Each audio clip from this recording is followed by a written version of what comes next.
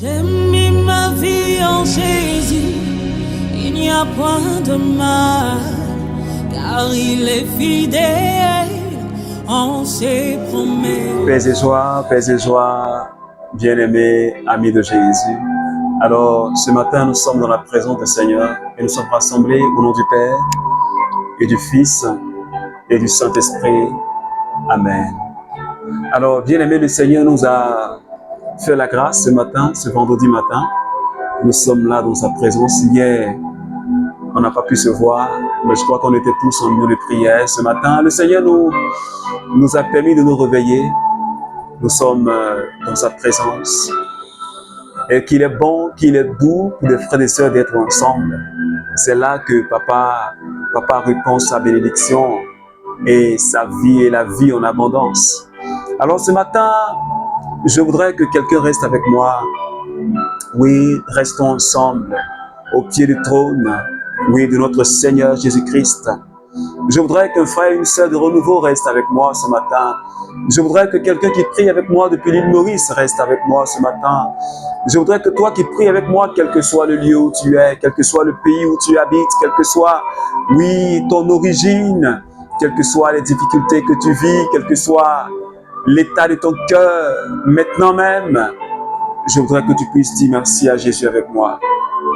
Oui, si ce matin le Seigneur nous a donné la vue, si le Seigneur nous permet d'entendre, si le Seigneur nous permet de parler, s'il nous permet de faire des mouvements, il nous a permis de nous déplacer. Oh, mais peu importe. Même si pendant que je parle, tu es malade peut-être, ou peut-être que tu m'entends, mais tu ne vois pas. Oui.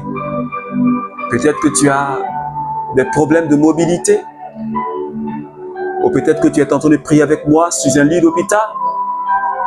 Mais je crois que si tu peux m'entendre, si tu peux saisir mon message, c'est déjà bon. Alors ce matin, nous allons dire merci à Jésus. C'est lui qui nous a rassemblés ce matin. Ce n'est pas un homme, ce n'est pas moi, mais c'est Jésus qui nous a rassemblés, toi et moi. Et ce matin, Seigneur, nous voulons bénir ton nom. Je te rends toute la gloire parce que Seigneur, tu es Dieu. Et en dehors de toi, je n'ai pas un autre Dieu. C'est toi que, Seigneur, tous les matins nous bénissons. Parce que tu es le Dieu de sainteté. C'est toi qui nous donnes la vie. Ce matin, ce n'était pas évident pour moi. Mais Seigneur, tu as permis que je me réveille. Et je voudrais te dire encore merci avec tous mes frères et sœurs du renouveau charismatique. Et toutes ces personnes qui prient avec moi depuis le lundi matin. Seigneur, tu nous donnes la bonne santé. Et même si nous traversons des moments de maladie, mais Seigneur, nous allons continuer à bénir ton nom. Même si ce matin, nous nous sommes réveillés avec le cœur angoissé, mais Seigneur, nous continuerons à bénir ton nom. Même s'il y a quelque chose dans ma vie, dans ta vie, quelque chose qui me manque, Seigneur, je continuerai à bénir ton nom. Parce que ton nom est élevé au-dessus de tout. Tu es le Dieu, l'alpha et l'oméga. Celui qui appelle à l'existence ce qui n'existe pas. Et le Dieu qui donne la vie aux morts, c'est toi. Et ce matin, je voudrais élever la voix avec toi pour t'adorer. Je voudrais élever la voix avec toi pour te célébrer. Je voudrais te célébrer, Jésus. Seigneur, tu es ma raison de vivre. En dehors de toi, je n'ai aucun autre Dieu. Est-ce que tu peux le dire au Seigneur? Est-ce que Jésus est vraiment ta raison de vivre? Qui est ta raison de vivre? Ouais. Qui est ta raison de vivre sur terre? Est-ce que ta raison de vivre là, c'est tes enfants? Ou bien c'est ton mari? Ou bien c'est ta femme? Ta raison de vivre là, c'est quoi? Oh Seigneur, je bénis ton nom. Parce que moi, ma vie est entre tes mains et ma raison de vivre, c'est toi. Et je voudrais dire cette même parole comme l'apôtre Paul. Seigneur, ce n'est plus moi qui vis, mais c'est le Christ qui vit en moi. Alors vivre, c'est le Christ. Seigneur, merci infiniment. Que ton nom soit élevé. Que ton nom soit glorifié ce matin. Parce que tu es le maître de ma vie. Tu es le Seigneur de ma vie. Et comment ne pas te louer les baboussa. Tu es l'Adonai. Tu es l'Adonai. L'Adonai, c'est toi. Tu es Yahvé Sabaoth, le Dieu de l'univers. Le Dieu qui est.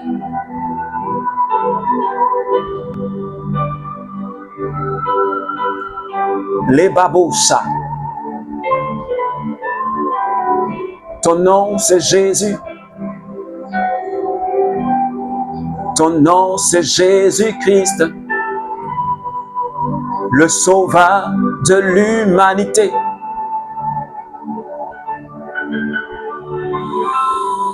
Et tu es venu, Seigneur, pour nous délivrer. Tu es venu pour nous donner ta paix et la vie en abondance. Et Seigneur, ce matin, merci pour cette vie en abondance que tu me donnes d'expérimenter. Merci pour ta présence que tu nous donnes d'expérimenter. Alors, bien-aimé, ce matin, j'aimerais t'inviter à commencer déjà à parler à la merveilleuse personne du Saint-Esprit.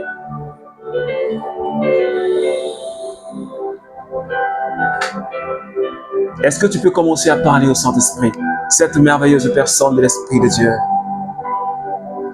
J'ai tant besoin de toi, Esprit Saint. Est-ce que tu peux demander son assistance? Est-ce que tu peux demander la présence de l'amour de Dieu? La Bible dit que cet amour-là a été répandu dans notre cœur par le Saint-Esprit. Est-ce que tu peux parler à cette troisième personne de la Sainte Trinité ce matin? S'il te plaît, parle au Saint-Esprit. Parlons au Saint-Esprit. Les bramosa. Saint-Esprit, prends le contrôle de ma vie ce matin. Saint-Esprit, viens parce que je veux t'expérimenter. Saint-Esprit, remplis-moi de ta présence. Seigneur, prends le contrôle de ma vie. Prends le contrôle, Seigneur, de ce vendredi. Oh, nous sommes en cette fin de semaine. Saint-Esprit, j'ai besoin de l'onction. J'ai besoin d'une onction fraîche ce matin. Seigneur, oins-moi. Oui, jusqu'à déborder. Je veux être oint, Seigneur, de toi. Seigneur, répands sur moi cette conne d'huile. Que je sois oint comme tu as oint l'apôtre Paul. Seigneur, donne-moi l'onction. Seigneur, répands l'onction sur ma vie. Que ton onction, Seigneur, brise sur ma vie le jour. Saint-Esprit, localise quelqu'un ce matin. Localise-moi. Localise un frère du renouveau. Localise une sœur du renouveau qui a tellement besoin de paix, qui a tellement besoin de tranquillité intérieure, qui a tellement besoin de ta présence. Sekobro mai, malebro makashari kerebro santa, lo bebelo kota, le bre maloka, machande bro sakiri antamaus, yonta babalo kotala, le bre makosata, le kitara branda baus kintalausata. Esprit de Dieu, j'ai besoin de toi. Viens me visiter. Viens nous visiter, Esprit de Dieu. Toi, la Shekinah, nous avons tant besoin de toi.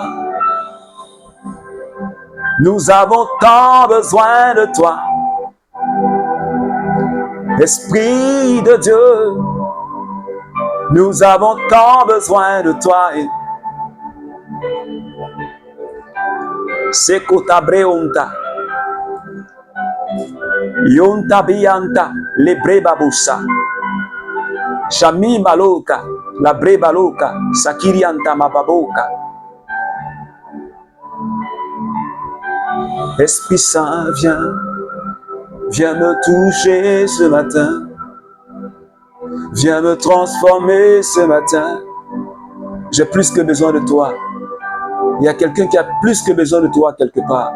Une personne qui est en train de prier en ce moment précis. Seigneur, tu vois son cœur meurtri, son cœur blessé, et qui demande une consolation. Seigneur, tu es le consolateur. Alors, Esprit de Dieu, visite-nous. Merci, Seigneur, ce matin. Gloire à toi, Esprit Saint.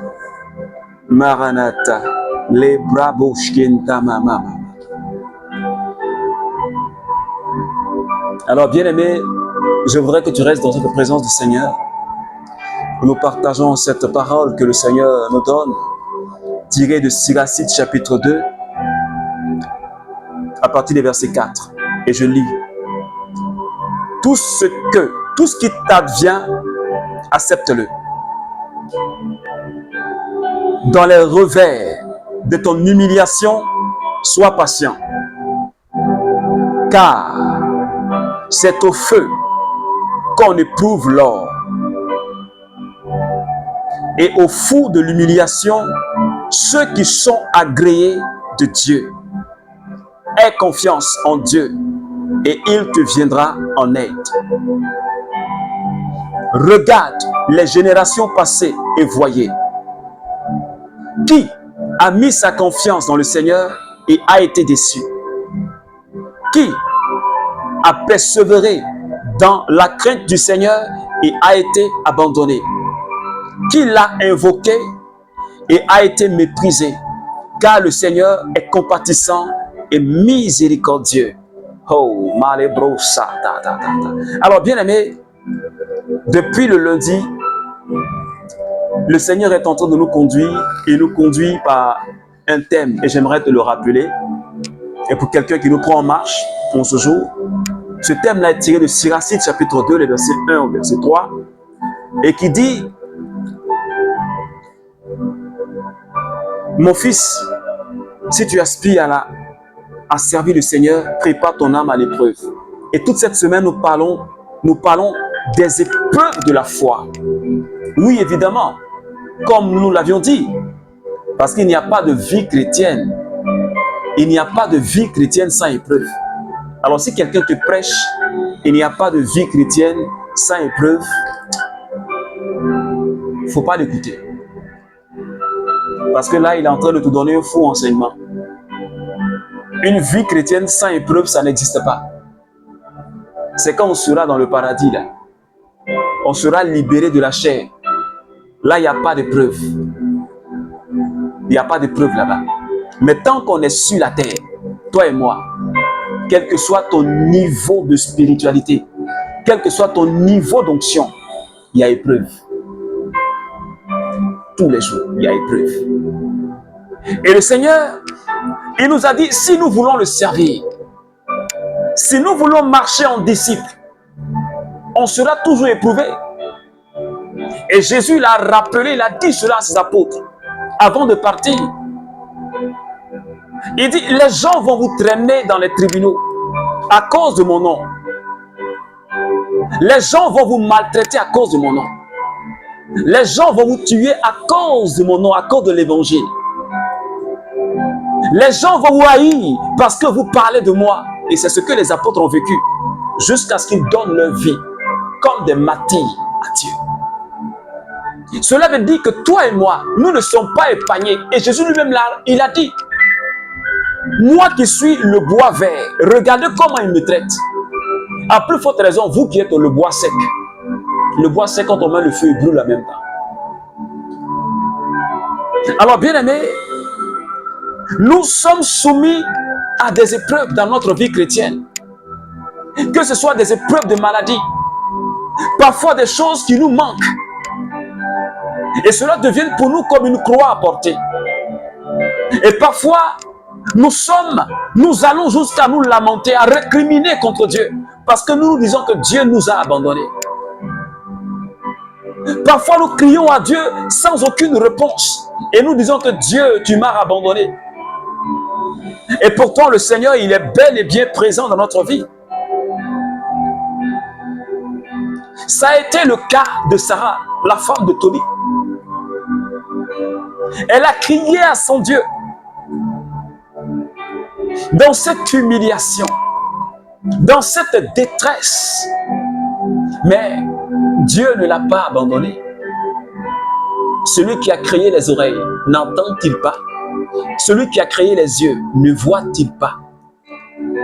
Alors je veux dire à quelqu'un ce matin que Dieu entend ton cri, que Dieu voit ta situation. C'est pourquoi ce matin, il a dit, dans les revers de l'humiliation, dans les situations où tu es en train de traverser la sombre vallée de la mort, dans les situations où tu es peut-être abandonné, la Bible dit, sois patient. Le Seigneur nous recommande la patience. Pourquoi? Il dit, c'est par le feu. C'est par le feu qu'on purifie. On purifie l'or, on éprouve l'or.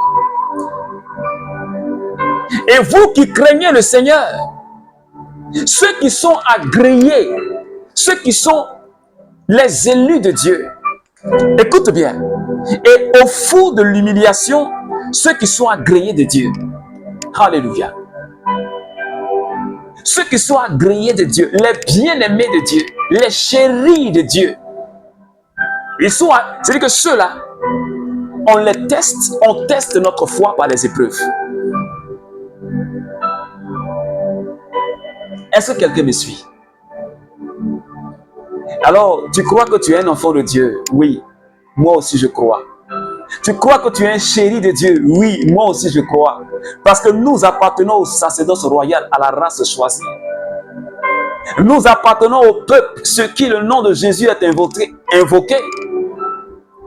Nous appartenons à la famille de Dieu. Et nous sommes agréés par Dieu. Alors, notre foi est aussi éprouvée. Ceux qui sont agréés par Dieu, là, ils sont éprouvés. Ceux qui sont aimés de Dieu, là, sont éprouvés. Est-ce que quelqu'un peut dire au moins Amen? Et Dieu dit, dans cette situation, il ne faut pas s'écarter du chemin, du droit chemin, du chemin de la sanctification, du chemin de l'obéissance à la parole. C'est pas parce que tu es éprouvé par la vie, c'est pas parce que tu es éprouvé par la maladie que tu vas t'écarter de Dieu. Oh, j'ai vu des personnes éprouvées par la maladie. J'ai vu des personnes broyées par la maladie.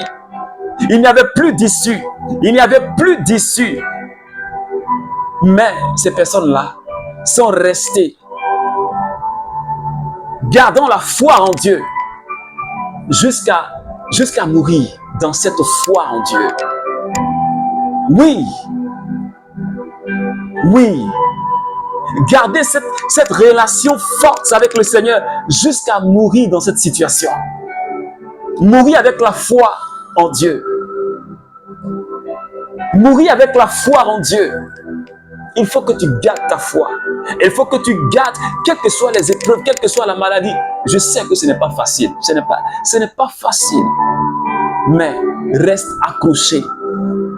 Parce que le Seigneur dit, il dit, regarde les générations passées et voyez. Qui a mis sa confiance dans le Seigneur et a été déçu? Ça veut dire quoi? Quand tu mets ta confiance dans le Seigneur, si les générations passées, les gens, nos pères dans la foi ont expérimenté ça, ça veut dire que nous aussi on est capable d'expérimenter. Celui qui met sa confiance en Dieu n'est jamais déçu. Qui percevait dans la crainte du Seigneur et a été abandonné? Tu crains le Seigneur, tu le crains. Tu ne fais pas des choses pour le blesser. Et puis Dieu va t'abandonner. Ça n'existe pas.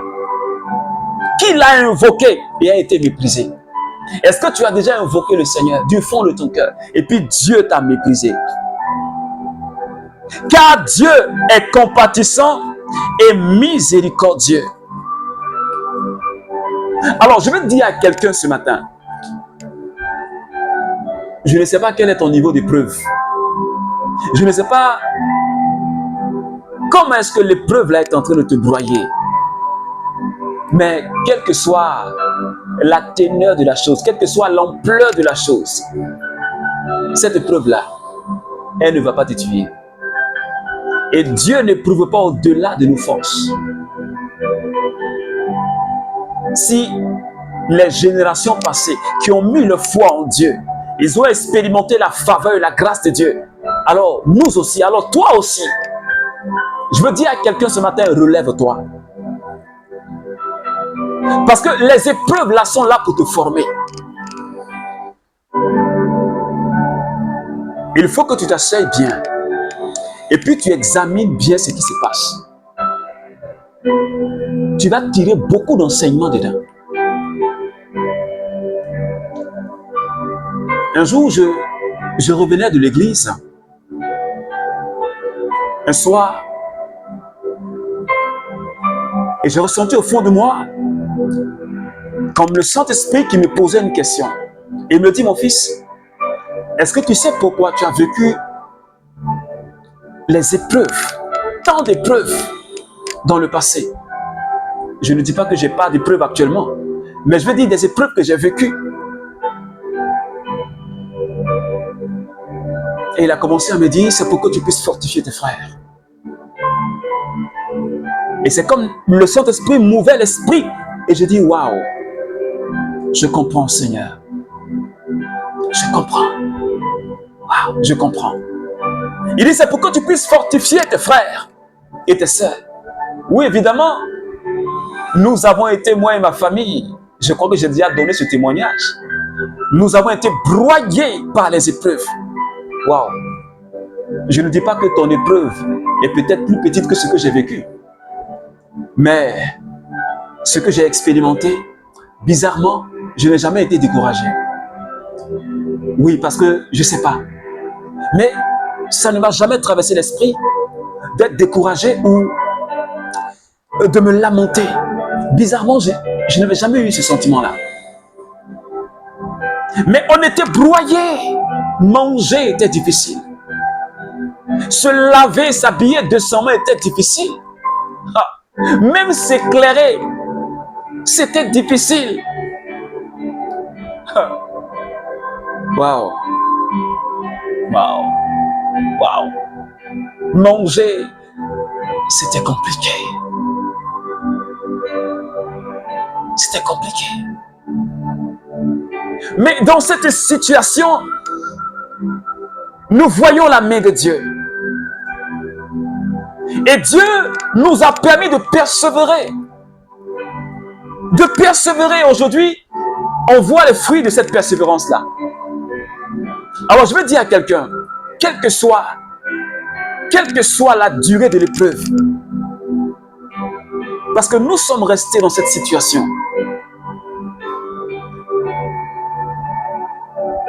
En 93, de 93, c'est là que papa a perdu son travail.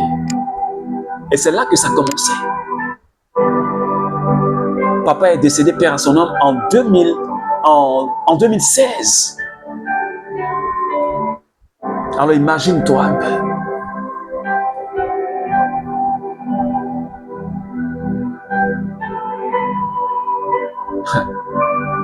Quand je regarde peut-être 15 ans ou 20 ans en arrière, oh, Jésus, il est tellement merveilleux, il est tellement puissant. Et je voudrais que tu te relèves, bien-aimé. Parce que ce n'est qu'un temps, un passage. Ce n'est qu'une traversée. Pour que ta foi soit encore plus grande. Dieu veut t'édifier. Dieu veut te donner d'aller dans une autre dimension. Je ne dis pas que j'ai tout vu, hein. Mais même s'il y a une épreuve que je vis actuellement, ça ne me branle pas avec la grâce de Dieu. Parce que j'ai vécu des choses qui sont terribles. Tu peux t'imaginer quelqu'un qui n'est pas en jeûne. Il ne jeûne pas. Et puis, tu manges une fois seulement par jour. Pendant au moins 2 mois. Waouh. Est-ce que tu peux t'imaginer que quelqu'un, une famille, en plein cœur d'Abidjan, qui n'a pas d'électricité, obligé d'utiliser plutôt les lampes champêtres, les lampes qu'on utilise au village là, voilà, pour éclairer, pour que les enfants puissent étudier. Est-ce que tu peux t'imaginer ça? Est-ce que tu peux t'imaginer des personnes qui qui vont aller jusqu'à... Oh Seigneur. Mais notre Dieu, la Bible dit, il est le Dieu compatissant et miséricordieux. Et Dieu a restauré nos vies. Et Dieu continue à restaurer ma famille. Alors je veux dire à quelqu'un, garde espoir. Dieu n'a fait que mettre une virgule. Ce n'est pas un point. Et dans cette situation que tu traverses, Dieu n'a pas encore dit son dernier mot. Peut-être que les médecins ont donné leur diagnostic. Peut-être que les gens ont parlé. Mais Dieu n'a pas encore dit son dernier mot. C'est pourquoi relève-toi. Je dis à quelqu'un, donne-toi du courage. Parce que tu as de la valeur aux yeux de Dieu. Si tu es éprouvé, Dieu dit, ceux qui sont agréés là, c'est ceux-là qui sont éprouvés. Alléluia. Si tu n'es pas éprouvé, peut-être que tu es de l'autre côté. Mais ceux qui sont agréés par Dieu, ceux qui sont agréés par Dieu sont éprouvés. Ne dit-on pas que qui aime bien, châtie bien?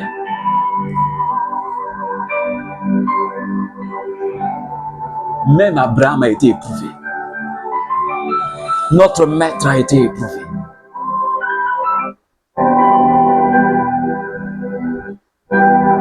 Alors sois fort, bien-aimé. Garde espoir, garde espoir, garde espoir. Je ne sais pas combien de temps ça va prendre.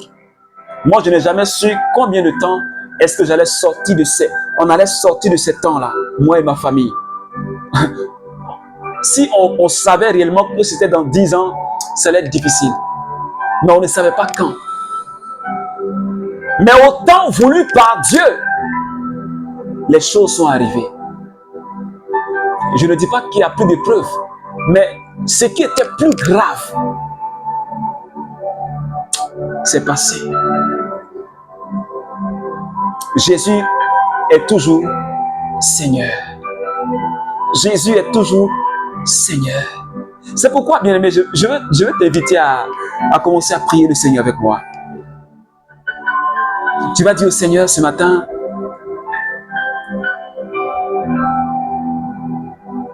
je sais que tu es avec moi. Je veux qu'en 1 minute de silence, tu prennes conscience de la présence de Dieu, de Jésus, du Saint-Esprit, de la très sainte Vierge Marie, de ton ange gardien. Je voudrais que tu prennes conscience de leur présence dans ta vie. Je veux juste que tu prennes conscience qu'ils sont là, à tes côtés. Ils sont là. La Sainte Trinité est là. La Vierge Marie, ton ange gardien, ton saint patron. Je veux juste que tu prennes conscience de leur présence à tes côtés. Dieu t'a donné l'ange gardien, la Vierge Marie, ta mère, la très sainte Vierge Marie. Et le Saint-Esprit qui nous a été envoyé. Je ne vous laisse pas orphelins. Alors on n'est pas seul. Parce que l'orphelin n'a plus personne. Peut-être il a une maman seulement ou un papa seulement. Mais il dit, je ne vous laisse pas seul. C'est ce qu'il voulait dire. En disant, je ne vous laisse pas orphelin. Je vous envoie qui? Le Saint-Esprit. Alors prends conscience en ce moment précis de la présence de Dieu, de la cour céleste à tes côtés. Oh, Seigneur, tu es là. Merci Seigneur parce que tu es là. Commence à dire merci. Seigneur, merci parce que tu es là. Merci Seigneur parce que tu es avec nous. Merci parce que tu viens me fortifier ce matin. Waouh, merci infiniment. Cette épreuve-là, je ne la regarde plus. Mais je regarde à ta présence qui est à mes côtés. Cette situation-là, je ne la regarde plus. Mais je me focalise sur mon bien-aimé Jésus. Cette maladie-là, je ne la regarde plus. Mais je regarde à mon Jésus-Christ qui est sur la croix de Golgotha. Seigneur, merci parce que tu me fortifies par ta parole ce matin. Quel que soit le manque qui est dans ma vie. Peut-être que je manque de travail. Peut-être que je manque d'enfants. Peut-être que je ne suis pas encore marié. Peut-être que je manque de quelque chose. Et qui est peut-être fondamental, qui est important pour moi. Mais Seigneur, je ne te laisserai pas. Je ne veux en aucun cas douter de ce que tu es. Je vais continuer à croire jusqu'au dernier jour de ma vie, jusqu'à mon dernier souffle. Et donne-moi cette force. Oui, parce que je sais que tu es le Dieu plein de miséricorde et de compassion. Et jamais tu n'abandonnes, Seigneur, ceux que tu as agréés. Et je sais que je suis agréé par toi. Je sais que le renouveau est agréé par toi. Je sais que mon frère et ma soeur qui prient avec moi ce matin sont agréés par toi. Seigneur, nous sommes agréés. Nous sommes tes élus. Et je bénis ton nom, Seigneur, pour tes projets qui sont sur notre vie. Seigneur, pour tes projets que tu as déjà préparés pour nous. Oh, malebrosa. Yenta baba babosata. Lebremakushata. Oh, merci Jésus. Merci Seigneur. Merci Seigneur. Ah, bien-aimé, est-ce que tu as la joie dans le cœur? Parce que je suis rempli de joie ce matin. Cette parole, elle me bénit tellement. Et l'Esprit de Dieu me donne la joie. Et je voudrais que cette joie-là, elle te soit communiquée. Oh, sois dans la joie. Qu'en toutes circonstances, ne te laisse pas abattre. Qu'en toutes circonstances, je te comprends dans cette épreuve. Mais ne te laisse pas abattre. Tu peux pleurer un moment, mais ne pleure pas toute ta vie. Tu peux pleurer un moment, mais lève-toi après ces pleurs-là, lève-toi. Lève-toi et commence à bénir ton Dieu. Est-ce que quelqu'un me suit? Je te comprends. Tu peux pleurer un moment, mais lève-toi après les pleurs. Lève-toi et continue la marche. Parce que Dieu ne te laissera pas. Alors, je te souhaite de passer un excellent week-end. Garde le regard fixé vers Jésus. On va se donner rendez-vous la semaine prochaine avec un nouveau thème. Je te recommande de partager cette prière si elle t'a fait du bien. Elle pourra aider quelqu'un à prier. Je voudrais qu'aussi tu pries pour nous. Tu pries pour cet apostolat afin que le Seigneur nous inspire encore plus. Pour qu'ensemble, nous puissions gagner des âmes à Christ. Alors, bon week-end à toi, bon repos dans le Seigneur, et puis à la semaine prochaine. Au nom du Père et du Fils et du Saint-Esprit. Amen.